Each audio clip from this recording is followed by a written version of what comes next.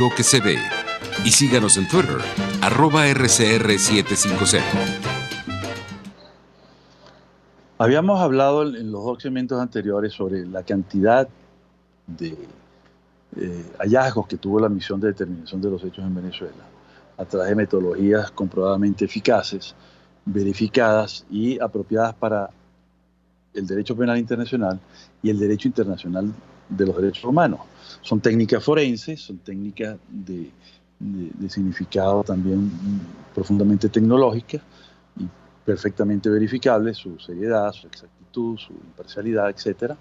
Pero veamos entonces ahora cuáles fueron las recomendaciones. No las vamos a ver todas, pero sí las más importantes, ligados pues a los problemas que vimos anteriormente, relacionados con los derechos civiles y los derechos políticos, ¿no? En primer lugar, la primera recomendación es establecer una clara responsabilidad y justicia para las víctimas. Es decir, hay víctimas de violaciones muy graves de derechos civiles, víctimas que han fallecido, pero que quedan sus herederos, que quedan sus hijos, que quedan sus familiares directos y que son consideradas legalmente como víctimas también, ¿no? Entonces, lo primero, dentro de esta primera categoría o inicial, que formula la misión es realizar inmediatamente investigaciones rápidas, eficaces, exhaustivas, independientes, imparciales y transparentes. Hay que darse cuenta de esto, ¿no? Tienen que ser rápidas, no pueden ser investigaciones que duren años, como es acostumbrado pues, en nuestro sistema jurídico, ¿no? 10 años, 15 años para quedar impunes, y eso no tiene sentido, pues, ¿no? Tienen que ser eficaces porque tienen que probarse los hechos, ¿no? Tienen que ser exhaustivas porque se tiene que ir al detalle. Y muy importante que sean independientes, imparciales y transparentes. Es decir, aquí no puede haber motivaciones políticas para hacer investigaciones, ni preferencias. Aquí no se puede aplicar el derecho para el amigo y la injusticia para el enemigo. Obviamente tiene que haber una total, imparcialidad. De tal manera pues que se rescate la confianza en los tribunales. Entonces, estos graves delitos o crímenes identificados en este informe, así como las graves violaciones de derechos humanos, que serían competencia del Estado, y los crímenes, competencia de las personas que lo ejecutaron, o aquellos que lo ordenaron, o que simplemente hicieron caso omiso de que eso estaba pasando y dejaron hacer y dejaron pasar, ¿no? Estos casos, entonces, tienen que hacer que los autores, tanto mediatos como inmediatos, rindan cuentas de conformidad con las normas internacionales de derechos humanos y proporcionando justicia para las víctimas. En segundo lugar, velar porque las investigaciones incluyan a las personas de mayor nivel de responsabilidad relacionadas con todas las violaciones y delitos documentados en el presente informe.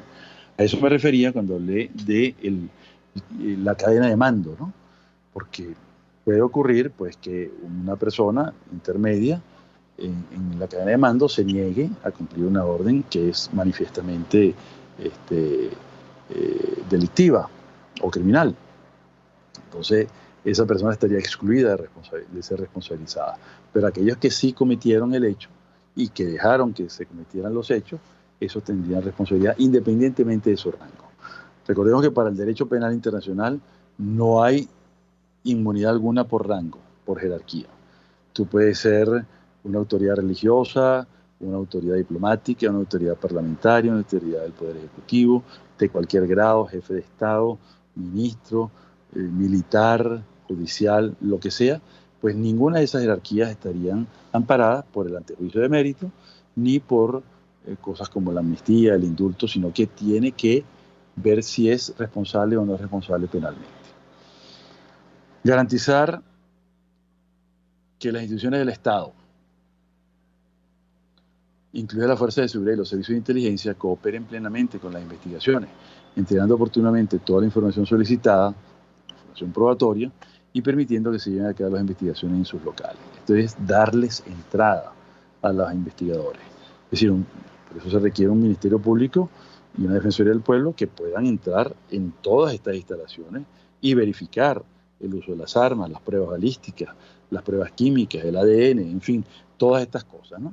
Y también verificar cómo eso se estratificó dentro de la cadena de mando, porque si no, va a cumplir penas e investigaciones también previas a las penas, solamente autores inmediatos, como puede ser un simple oficial de policía o un soldado raso, ¿no? Y esa no es la idea. La idea es que haya, digamos, una protección total a las víctimas, garantizando pues que las fuerzas de seguridad puedan ser investigadas cabal y exhaustivamente. Garantizar la atención efectiva y con perspectiva de género por parte de los servicios encargados de hacer cumplir la ley, así como de la Fiscalía de las víctimas y sus familiares que denuncien violaciones y delitos como los descritos en el presente informe, e investigar todas las amenazas o intimidaciones contra ellos. Esto es bien importante, nosotros no lo mencionamos, no alcanzó el tiempo en los segmentos anteriores, pero sí, el informe señala casos muy graves de violaciones, de tocamientos, de humillaciones, de contenido sexual, para mujeres y para hombres, en condiciones de detenidos arbitrariamente. Es decir, no contento con la detención arbitraria, no contento que hubiese maltratos tipo tortura, no contento que hubiese desaparición forzada, aunque fuera momentánea. Encima de eso, fueron sujetos muchas de esas personas victimizadas de tocamientos, violaciones, propuestas e intercambios sexuales a cambio de privilegios durante la detención, que es una manera coactiva. Más que coactiva, es una forma, digamos, extorsiva.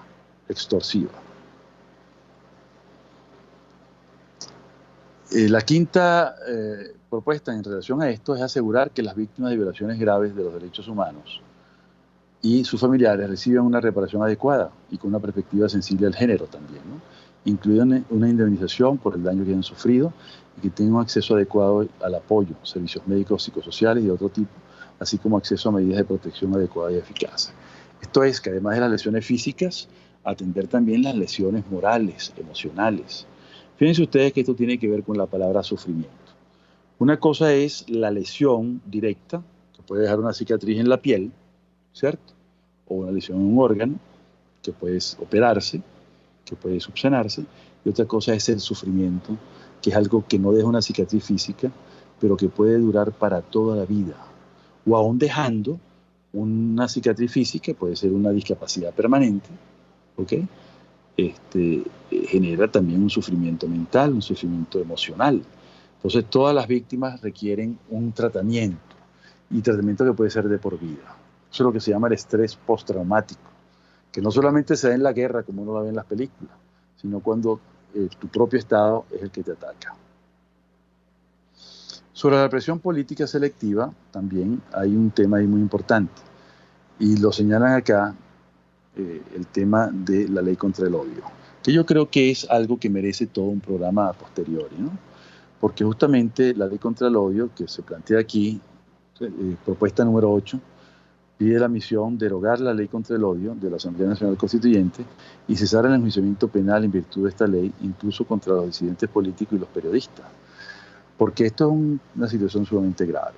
Esto es una ley que, en lugar de ser una ley contra el odio, lo que hace es incitar al odio. Una de sus normas va contra la propaganda fascista, ¿no?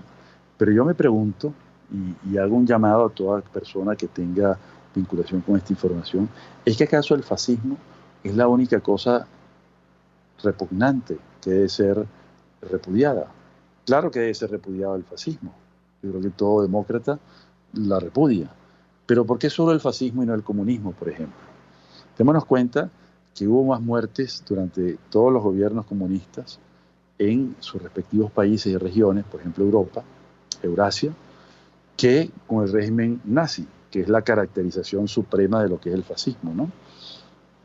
Hubo otro fascismo, el de Franco, el de Mussolini, pero fue el de Hitler el que suscitó mayor conmoción en la humanidad. Nada más y nada menos que la Segunda Guerra Mundial, nada más y nada menos que el Holocausto, no solo de judíos, sino de gitanos, el sacrificio de 2 millones de polacos, 2 millones de rusos. Eso cuenta dentro del Holocausto, ¿no? También el tema de las personas con impedimento, que todos ellos eran considerados indignos de vivir. Los homosexuales, los comunistas mismos, los socialdemócratas, los católicos, los luteranos, los calvinistas, es decir, los evangélicos, los testigos de Jehová, todos ellos fueron perseguidos y fueron parte de ese holocausto. Cada uno tuvo su holocausto, cada uno de esos grupos minoritarios, ¿no? Entonces, la ley contra el odio tiene que ser eliminada totalmente y en su lugar debería haber una legislación que regulara cualquier situación de prejuicio extremo, de discriminación extrema, que es eso que se llama odio, de una manera totalmente diferente. Y si se va a cometer una legislación en esta materia, no puede ser solamente para un sector político, tiene que ser para todos los sectores políticos que son considerados totalitarios. Ese es el caso de lo que ocurrió en Europa con relación a este tema de la opinión política, ¿no? También para el tema de la opinión política hay otras recomendaciones, ¿no? Cesar la retórica pública, incluso de las autoridades de alto nivel, que incite a la violencia contra quienes expresen oposición a las políticas o acciones del gobierno, incluidos los manifestantes pacíficos, ¿no? Asegurar que no se levante la inmunidad parlamentaria, a menos que sea de acuerdo con los procedimientos establecidos en el artículo 200 de la Constitución. Restablecer la inmunidad parlamentaria a los diputados que no haya sido retirada de acuerdo con este proceso. Que son ¿cuántos? Ya 30, algo así. Eso pone en evidencia, y es algo que está ya identificado claramente, como uno de los graves problemas del Estado de Derecho en Venezuela, a partir pues de la aplicación de estas políticas de represión selectiva. No solamente a opositores, también a disidentes, y en particular a aquellas personas que incluso en Twitter digan una cosa que no le gusta al gobierno. Ha ocurrido con médicos, con enfermeras, con periodistas, ¿no? Hay una diferencia entre ser opositor y ser disidente. Opositor es el que siempre ha rivalizado, que aspira a ser gobernante, y el disidente es aquel que ha compartido una política pública o una ideología y se aparta de ello. Es una especie de apostasía o de infidelidad o de deslealtad, también llamada traición, a los ideales políticos de un grupo, ¿no? Ese es el que decide. Decide es el disidente. El que decide es el disidente y se escribe con S. Bueno, yo creo que con estas recomendaciones que hemos visto, y no fuimos exhaustivos, dimos las más importantes, sobre todo las que tienen que ver con los derechos civiles más fundamentales, como la vida y la libertad personal, pero en otros programas continuaremos pues con nuestra descripción y nuestra divulgación de lo que es el informe de determinación de los hechos, hecho por una misión muy importante de expertos, con gran calidad técnica, y que ha iluminado al mundo entero acerca de las atrocidades que se cometen en Venezuela. Por eso nos despedimos, muchas gracias y hasta el próximo miércoles.